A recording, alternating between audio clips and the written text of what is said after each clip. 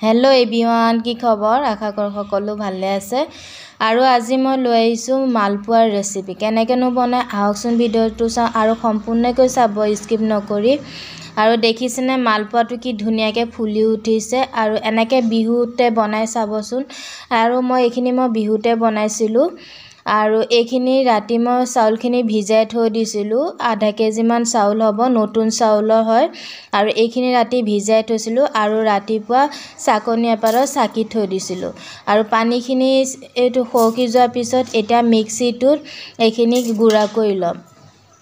এতিয়া অলপমান গুড়া কৰি লৈছো গুড়া কৰাৰ পিছত চালনীখনৰ সহায়ত ভালদৰে এনেকে চাকি লম আৰু এখিনি নতুন চাউলৰ হয় আৰু ভাত খোৱা চাউল হয় এখিনি ভাত খোৱা চাউল দি বনালে মালপোৱাখিনিও ধুনিয়া হয় নতুন চাউল দি বনালে ভালদৰে ফুলি উঠে খাবও ভাল হয় আৰু নৰম নৰম হয় বয়সীয়াল মানুহ খাব পাৰিব এনেকে ঘৰতে বনালে আৰু ইয়াতে মই একো দিয়া নাই বেকিং পাউডাৰো দিয়া নাই বেকিং সোডাও দিয়া নাই একেবাৰে সিম্পলতে বনাইছো তেতিয়া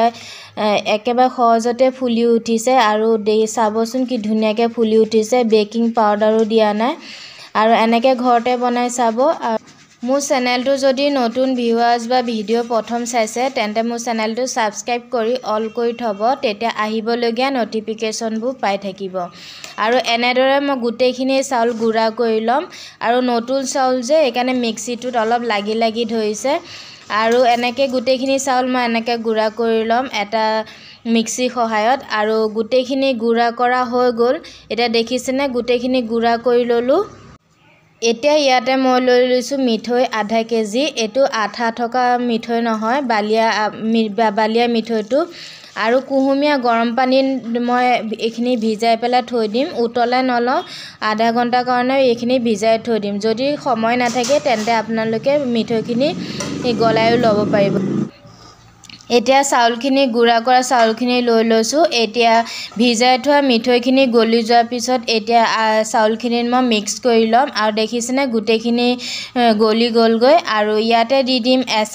আধা চামুচ মান নিমখ আৰু নিমখখিনি দি মিঠা যদি নিমখ অকণ থাকে তেতিয়া খাই ভাল লাগে কাৰণে অলপমান নিমখ দিছো সোৱাদ অনুসৰি আৰু গলি লোৱা মিঠৈখিনি দি গুটেখিনি চাউলৰ গুৰি খানি লম আৰু দেখিছেনে গুটেখিনি মিঠৈ গলি গৈছে গৈ আৰু গলি যোৱাৰ পিছত গুটেখিনি এনেদৰে মিক্স কৰি লম আৰু ইয়াতে মই দি দিছিলো ময়দাখিনি দেখুৱাব পাহৰিলো আৰু ইয়াতে ময়দা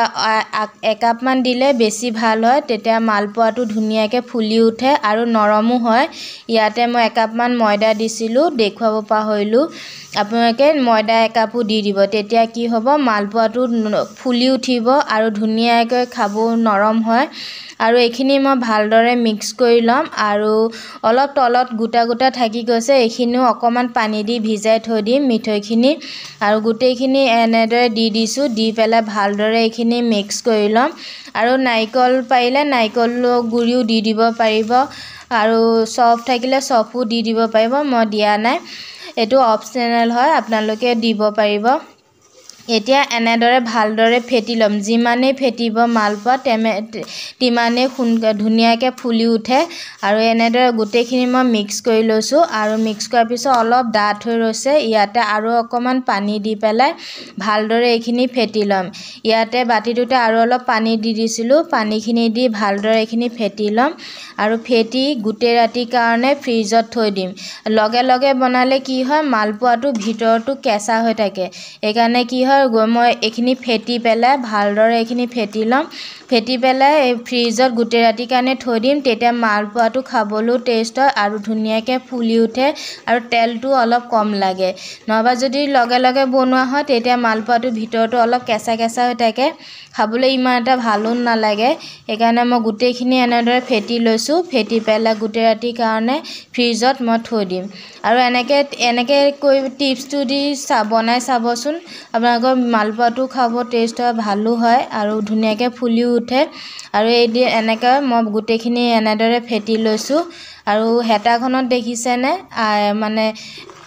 আটাখিনি এনেদৰে লাগি ধৰিছে মানে যেতিয়া দেখিব হেতাখনত এনেদৰে মানে চামনি নিচিনা লাগি ধৰিছে তেতিয়া গম পাব যে ফেটা ভালদৰে হৈ গৈছে আৰু পেষ্টটো ধুনীয়াকৈ হৈ গৈছেগৈ আৰু এইখানে কাঁহী এখনৰ সহায়ত গোটেই ৰাতিৰ কাৰণে ফ্ৰিজত মই এইখিনি থৈ দিম আৰু ৰাতিপুৱা বনোৱা আগতে অলপ 1 ঘণ্টা আগতে উলিয়াই থৈ দিম এতিয়া গোটেই ৰাতিৰ কাৰণে থৈ দিছোঁ থৈ দিয়াৰ পিছত এতিয়া মিঠৈখিনিতে আৰু অলপ পানী দিছোঁ পানী দিয়াৰ পিছত এইখিনি গলি যোৱাৰ পিছত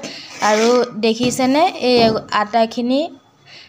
চাউলৰ গুড়াখিনি ভালদৰে পানীখিনি শুহি লৈছেগৈ আৰু ডাঠ হৈ পৰিছে আৰু এইখিনি আকৌ এবাৰ মই ধুনীয়াকৈ ফেটি ল'ম আৰু ফেটি লোৱাৰ পিছত ৰিফাইন তেলত মই গোটেইখিনি বনাম আৰু দেখি এটা এটাকৈ মই এনেদৰে বনাইছোঁ দেখিছে কি ধুনীয়াকৈ লগে লগে ফুলি উঠিছে